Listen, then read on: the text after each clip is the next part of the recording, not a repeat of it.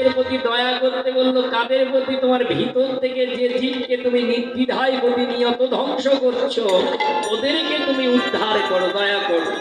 তো ওদের প্রতি যেদিন দয়া হবে সেদিন তোমার নামে রুচি হবে, আর যেদিন নামে রুচি হবে সেদিন নিতাই গৌর হরি বলে বৈষ্ণব সেবা করে পবিত্র চরণ। বুঝতে পারছ? তাই জন্য আগে জানতে হবে, জানার বাইরে কিছু নয়। তাহলে দেখুন, আজকে বিদ্যুৎ হেরে গেল, এবার আরেকজন এলো, সনত কুসুম প্রিয়ে তাহে কোন কোন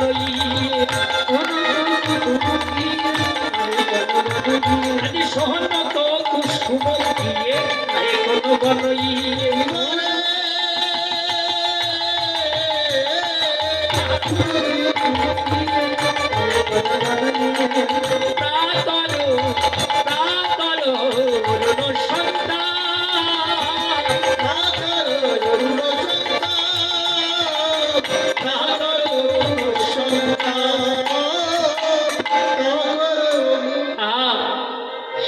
কুসুম সদ্য ফোটা লাল ফুল।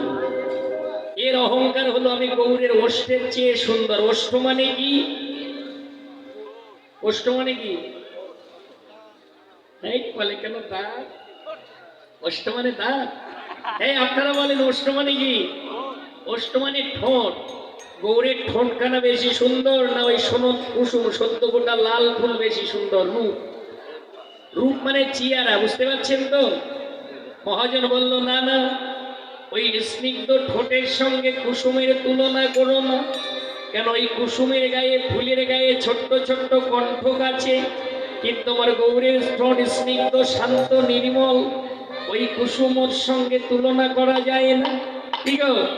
এবার প্রাতর অরুণ সন্তাপ, প্রভাতকালীন দিগবধূর বদনকে যে রন্তিম রন্তিম রাগে রাঙাইয়ে ডগমগ লাল প্রভা দেখা যায়, ওকে বলে কি? অরুণ মানে দিবাকর, মানে সূর্য। বলে না না, ওই অরুণের সঙ্গে তুলনা করো না। কেন জানো তো? বলে অরুণের আবার সন্তাপ আছে, অরুণের আবার সন্তাপ আছে, অরুণের আবার সন্তাপ আছে, অরুণের আবার সন্তাপ আছে। ওরা রূপে কোনো তাবার নাই, অরুণের আবার সন্তাপ আছে, ওরা রূপে কোনো তাবার নাই, অরুণের আবার সন্তাপ আছে। বলি অরুণের সন্তাপ আছে, কিন্তু আমার গোরা রূপের কোনো তাপ নাই। অরুণ হেরে গেল, এবার সুধাকর এলো, চাঁদ হেরে গেল। বাবা অনেকটা সময় চলে গেল, একটু সংক্ষিপ্ত করে বলি, কেননা বৃন্দাবনে কৃষ্ণলীলা গাইতে হবে। তাই এই জগতে এমন কিছু নাই যার সঙ্গে আমার গৌরের তুলনা করা যায়। তাই জগদানন্দ দাস পদকার বললেন, ওই জগদানন্দেতে বহু বহু তুলনা, বহু জগদানন্দেতে বহু আজি জগদানন্দেতে বহু বহু তুলনা, বহু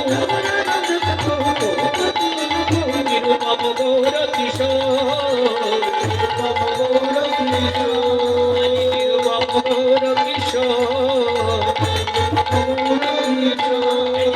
তুলনা তুলনা তুলনা তুলনা তুললে তুল ছিঁড়ে যাবে, তুলনা তুলনা তুলনা হয় না, তুলনা হয় না, গোরা রূপের তুলনা তুলনা হয় না, আমার গোরা রূপের তুলনা হয় না। পদকার বললেন, বলে